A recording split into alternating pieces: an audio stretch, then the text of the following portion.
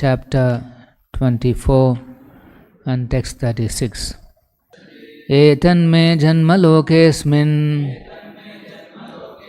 mumukshurnam durashaya prasankhyanaya tatvanam sammataya atmadarshane. Translation and purport by His Divine Grace A.C. Bhaktivedanta Swami Srila Prabhupada. Translation. My appearance in this world is especially to explain the philosophy of Sankhya, which is highly esteemed for self-realization by those desiring freedom from the entanglement of unnecessary material desires. Purport by Srila Prabhupada. Here the word durashayat is very significant. Dur refers to trouble or dukkha, miseries. Ashayad means from the shelter. We conditioned souls have taken shelter of the material body, which is full of troubles and miseries. Foolish people cannot understand the situation, and this is called ignorance, illusion, or the spell of Maya. Human society should very seriously understand that the body itself is the source of all miserable life. Modern civilization is supposed to be making advancement in scientific knowledge, but what is this scientific knowledge? It is based on bodily comforts only, without knowledge that however comfortably one maintains his body, the body is destructible. As stated in Bhagavad Gita, Antavanta ime deha. These bodies are destined to be destroyed. Nityastokta shariranaha refers to the living soul or the living spark within the body. That soul is eternal, but the body is not eternal. For our activity, we must have a body. Without a body, without sense organs, there is no activity. But people are not inquiring whether it is possible to have an eternal body. Actually, they aspire for an eternal body because even though they engage in sense enjoyment, that sense enjoyment is not eternal. They are therefore in want of something which they can enjoy eternally, but they do not understand how to attain that perfection. Sankhya philosophy, therefore, as stated herein by Kapila Deva, is Tattvanam. The Sankhya philosophy system is designed to afford understanding of the real truth. What is that real truth? The real truth is knowledge of how to get out of the material body, which is the source of all trouble. Lord Krishna's incarnation or descent is especially meant for this purpose. That is clearly stated here. The sense the Bhaktivedanta purport. A few days back, one preacher was telling me about his experience. He is a LLP preacher, fundraiser, and he came in touch with one family, and the person is, I don't know what they call, he implants the hairs. If somebody is not having the hair, bald-headed, then they go to this person, and then he does some kind of an operation by which he implants the hairs. And that person, of course, he became a devotee. Now he is chanting 16 rounds every day. Both of them became devotees. So the preacher also visited their premises. They are very close to road number 12 only, because here are the people with a lot of money, and so they can afford a good hair transplant. So our devotee asked him, how much you charge? for a case. So he says generally he charges about 2.5-3 lakhs for planting some hairs. They take the hairs from this portion, from the neck portion, and then each hair they have to, like we plant saplings, small plants, like that he has to put one hair like this. So sometimes the work goes on till midnight, but he has to complete that work while planting. So each hair he has to plant it carefully, and the way that he wants, wrinkle hair and whatever. He's a bald-headed guy, but then he has some money. So now they want this kind of a hair. So then slowly the preacher understood that this hair planting business is a very big business. So he asked him, do you have anybody else whom you can refer to me? So that person took him to one more person. He is supposed to be the leading expert in planting hairs. And then he is also a little devoted. After some talking and all that, he became a little close. And then he asked, okay, how much you charge for planting the hairs? Then he said, Swamiji, I don't take ordinary cases. I only plant hairs for very leading people, very big people. So that's fine. So generally, just to get an idea how much you charge. Then he said, Swamiji, my minimum is for one session, if I have to plant the hairs and all that, one session I charge 25 lakhs. I said, oh my God, 25 lakhs to make him from the bald-headed to a wrinkle, a nice hairstyle. So he understood that, okay, really it's a very big business, planting hairs.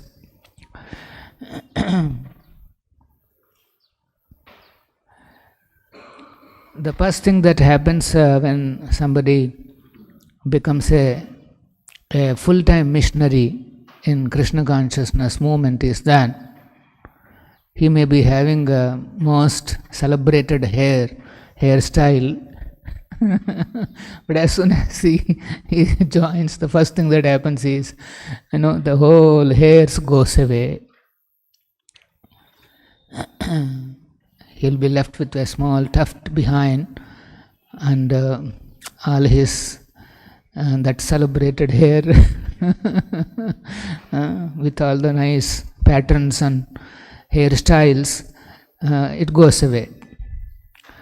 After giving up that, actually the devotee becomes so light. He is now already, freedom has come, a lot of freedom. You see how this process is so nice. It takes you away from the unnecessary material desires. Durashaya. Here it is mentioned, mumukshunam durashaya. Freedom from undesirable, unnecessary material desires. It's unnecessary material desire. Hairs and the nails are considered to be excretions of the body. Like you excrete every morning. You go to 1, 2 and then come off. You don't spend time there. Forget about decoration and all that. Similarly, these nails and all these are excretions. They have a certain purpose, but they are not the ones to get attached to. But in Kali Yuga, this hairstyle is a very big thing. It is predicted in Bhagavatam that in this age, the people consider that if he has got a good hairstyle, then he is beautiful. Their entire beauty is dependent on the hairstyle. So obviously everybody is very worried about their hairstyles. So here it is mentioned, mumukshunam durashaya. Taking shelter of these desires is actually the cause of all the troubles. Cause of all the troubles and miseries. Let us say somebody has invested 25 lakhs and from the bald head he developed some hair, but then after some time again that also goes. Right? Again that goes. So it becomes a source of misery for him.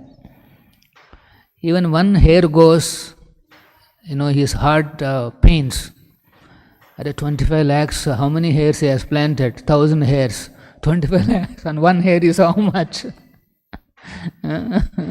He is constantly worried about losing even one hair.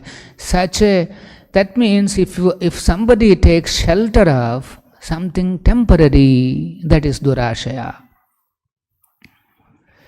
Any asha, any desire for something temporary is troublesome. Why? Because it is temporary. You are unnecessarily creating a troublesome situation for yourself. If not today, tomorrow it won't be there. It is guaranteed that it won't be there. Then why so much of asha for such kind of a situation or such kind of a temporary facility? It is durashaya. And Prabhupada, he says, durashaya means taking shelter of this body. Ultimately, developing desires for this body, bodily comfort, bodily facilities, bodily attractions, any desires in these lines, something connected to this body, are always miserable and troublesome.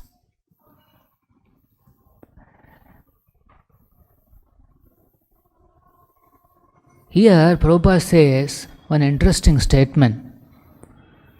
Human society should very seriously understand that the body itself is the source of all miserable life.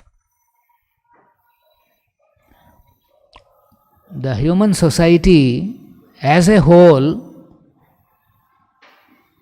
has a target. What is that? The target is to understand that this body itself is the very source of all the material miseries and troubles. The human society should organize itself in such a way, should have cultural activities in such a way that, everybody understands that this body itself is the source of all the trouble and miseries. Currently, the human society has developed in such a way that these miseries and troubles are hidden behind some colorful things.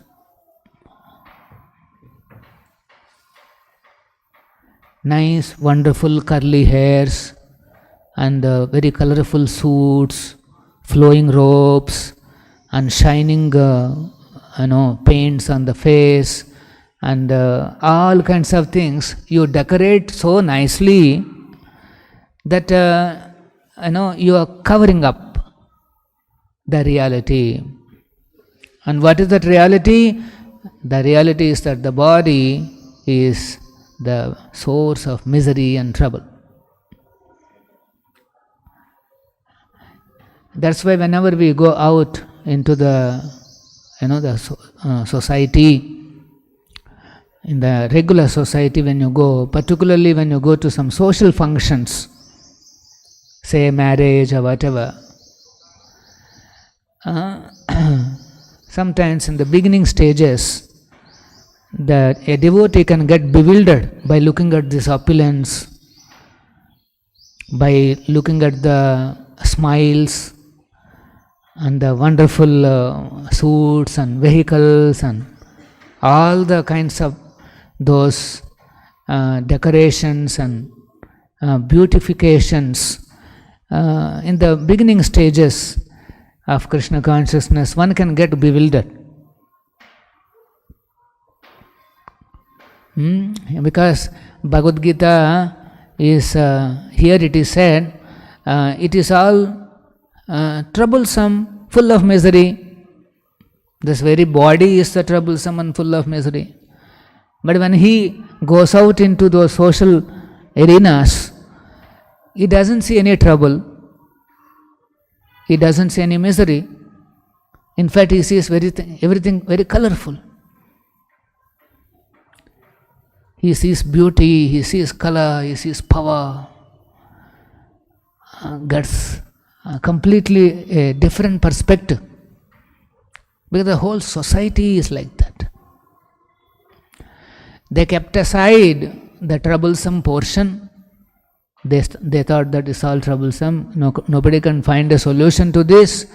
And they started focusing on durashaya. Taking shelter of something temporary.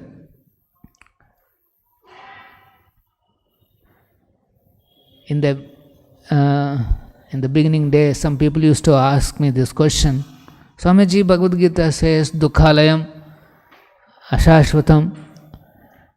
But when you go into all these social arenas, you go to a mall, you go to a theater, or you go to a departmental store, we don't see any Dukhalayam or Ashashvatam.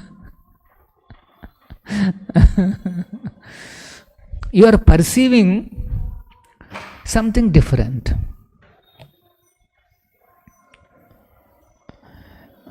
You are perceiving something different. Sri Radha Govinda. Let us say a big mall is there are cinema theaters and there are so many counters, businesses, shops and shopping, many other things are there. When young men go to such malls, they see everything attractive for them. And let us say some young girls go to that place. They find something attractive for them. And let us say some family people go there. They also see the same mall. Say everything is there, but they see what is comfortable, what is required for them. And the old man goes, he sees something else. A young man goes, he is looking at, sense gratification. Old man goes, maybe he is looking at some medicine and something that he requires. So, a same mall, same kind of shops, same kind of people around, but each one is seeing things differently.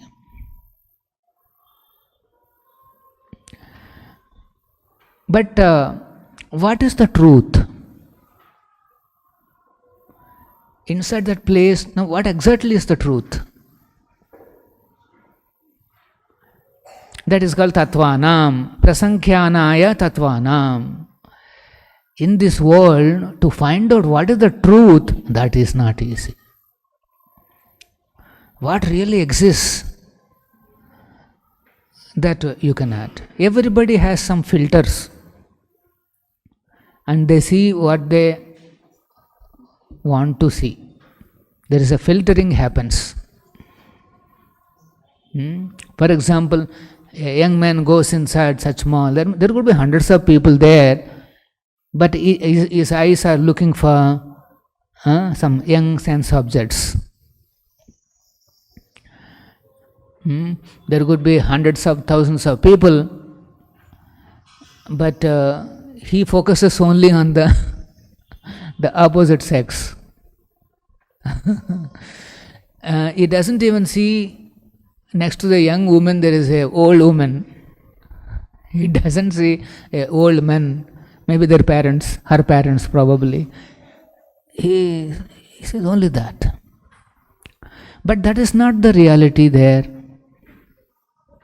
The reality is that she is there, and next to that there are so many other old people are there, and maybe some other family members are also there. Maybe her brothers are also there, and some children are also there. No, nothing goes inside. Truth is there, but everything got filtered, and then he is seeing only something. So, when he sees a partial reality, then what happens? His behavior is completely different. And when he sees a little bigger reality, let us say he also sees, oh, parents are there, brothers are there, children are there, everything is there. I have to be careful. But let us say he doesn't see all that, he sees only the, say, girl. His behavior is different. But if he sees that that well-built brothers are also there, if I do anything, they will beat me. He doesn't see that. Then his behavior is different. See, based on the reality, how our next steps change, how our feelings, our thinking, our desires, everything changes by how we perceive the reality. This is the simple situation. And somebody little more mature may come and he say, okay, not only this big family, but next to him there are another 50 families. Are in such a crowded place, how can you have some kind of a romantic relation with one young girl? There are so many people around. Isn't it shameful? Isn't it troublesome? He is not able to see. He is only seeing one. But there are some 50 or 100 families are there. He is not seeing the full picture. And maybe in the 100 families, at the end of the 100th family, there are also some 2-3 police constables are also there. That he doesn't see. See, he is not able to see the entire reality. But beyond that police, there is, just outside there is a big police van, and already they are putting some people inside. Behind that police van there is a police control. Now we have a big control here. Big tower has come.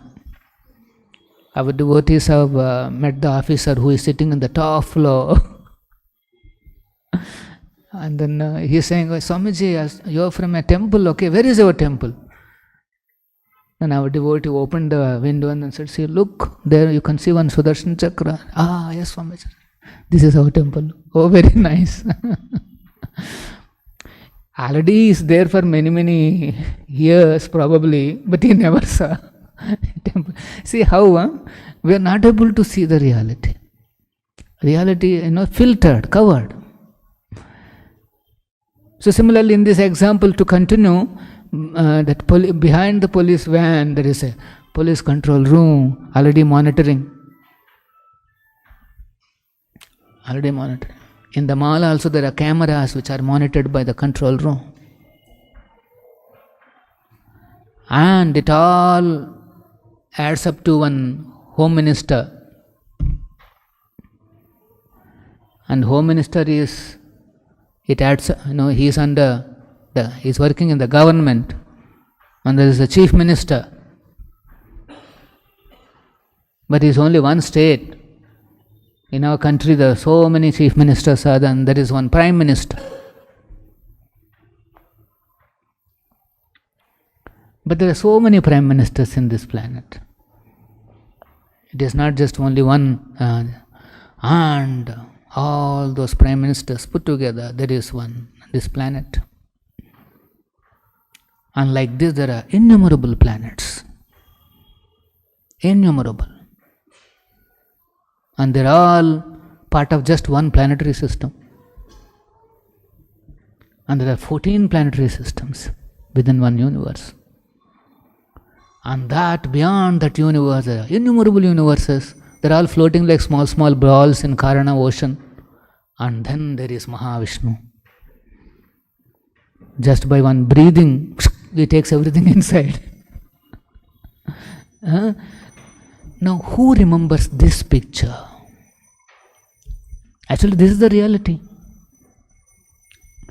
You are seeing only one young girl in front of you, but you look at the the picture that is, the reality is, what a reality. Mahavishnu, one breathing has come out, now he is about to breathe back. Now imagine, that's the reality of this material existence. But that reality is covered. There are so many filters are there, and we see only a very narrow picture. And because of that, we get entangled in durashaya. Mumukshunam durashaya. That's why to become free from such unnecessary material desires, you have to remember the entire picture.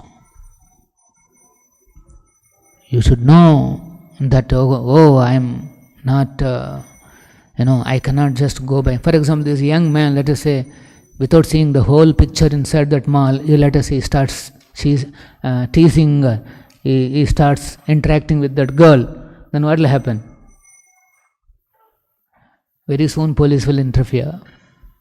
Right? He will be bound. He will be bound by the laws of operating in that mall, operating in that place.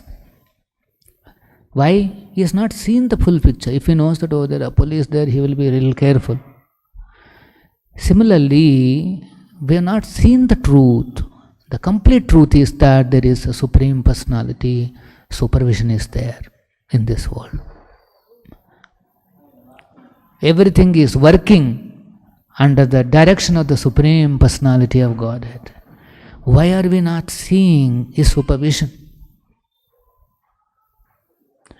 Like some laws operating in the mall, there could be some laws operating in this world as decided by that Supreme Personality of Godhead. But people do not know. It is because of ignorance and the covering up of the reality, they see only a very partial picture, reality, and then they develop unnecessary material desires. They think, I am the enjoyer, that's it. I can do whatever I want. I am a free man, I am a free bird. Nobody can question me. All such thoughts will come because he is not conscious of the full picture. So spiritual life means, spiritual knowledge means keeping this full picture in mind, that's all. This is spiritual knowledge. Spiritual knowledge means something not, some imaginary, some kind of a cooked up. It's the total picture, being aware of the total picture. This is spiritual knowledge. Material knowledge means you just go by whatever the senses can see and perceive, only that much truth you want to accept. Rest is not there. According to modern science, even mind and ego and intelligence, they don't exist. They don't believe. Forget about existence of the soul, they don't even believe. They want to take only whatever little bit of that reality that they say, into their system. So that's why people are suffering because of the ignorance of the total picture, complete picture. This complete picture cannot be understood by the living entity itself. Because every one of us are having these filters. We look for what we want to look. That's all. And when those filters are operating, he cannot see the full picture. We understood in this young man, young girl example. He cannot see the full picture. Why? Because he is having durashaya, a deep desire to enjoy. So he cannot see the full picture. And without the full picture, he gets caught up in various troubles. And that's what is happening with us. That's why it is said, prasankyanaya tattvanam. Tattva, in order to tell us the reality, the truth. What is the real truth of this world, real truth of this body, real truth of everything that is going around us? To explain this tattva, prasankyaya, that means explaining. Sankhya means to explain, to enumerate the details of what's going on in this world.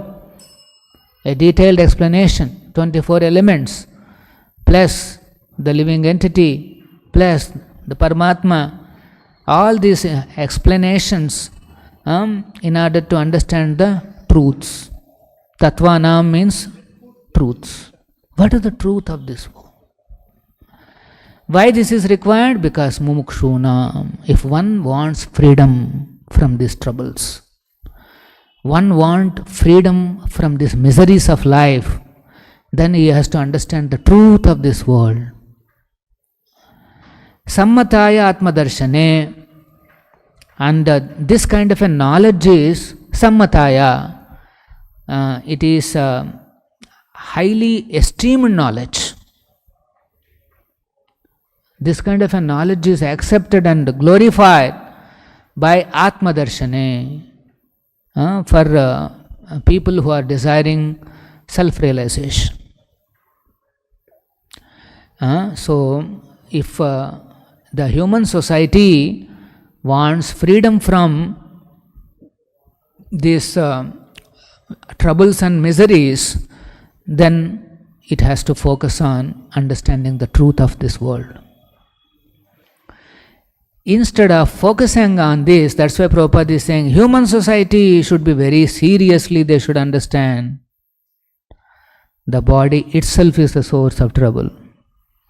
If they can really understand this knowledge given by Kapila Muni, then the first realization is that this body itself is a source of a huge, all the troubles and miseries. But imagine we look at the body as a source of pleasure.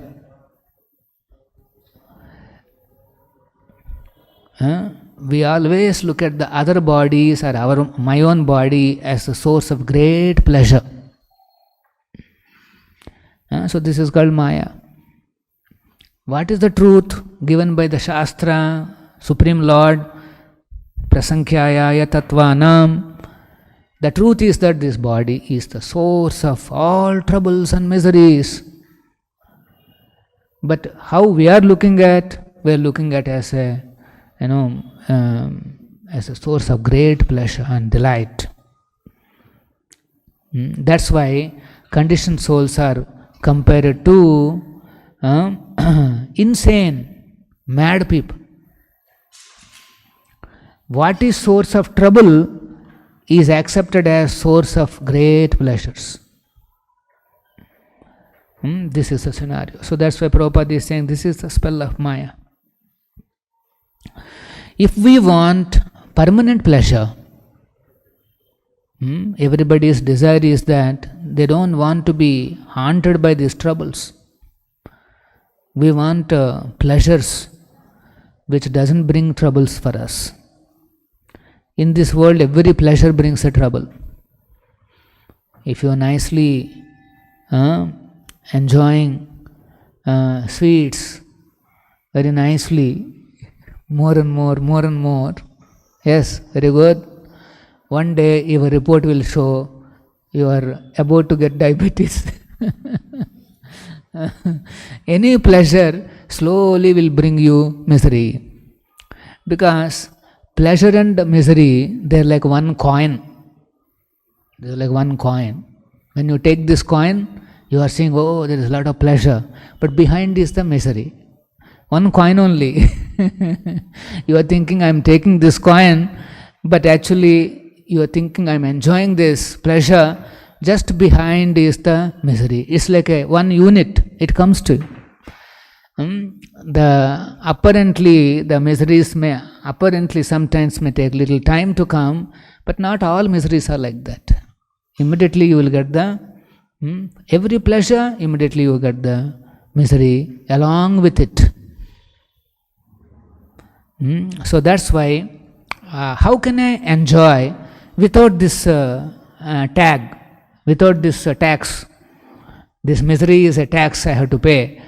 So how can I enjoy like that? Is there a body which it doesn't give me misery, but it is full of pleasure? So Prabhupada is saying here, yes, there is a body like that, and that is actually they aspire for an eternal body, because even though they engage in sense enjoyment, the sense enjoyment is not eternal. Everybody knows. Even if they have some enjoyment, it is not eternal. So they aspire for eternal pleasure, and that is the eternal body. So without the information of the eternal body, they repeatedly attempt to enjoy this body, and then they get entangled in durashaya, unnecessary troubles. So that's why Kapila Muni has out of his mercy, unlimited mercy, he appeared in order to give us the complete picture of this world through Sankhya philosophy, by which we can come out of this bondage. Any questions? So Prabhupada ki jai, Srimad Bhagavatam ki jai.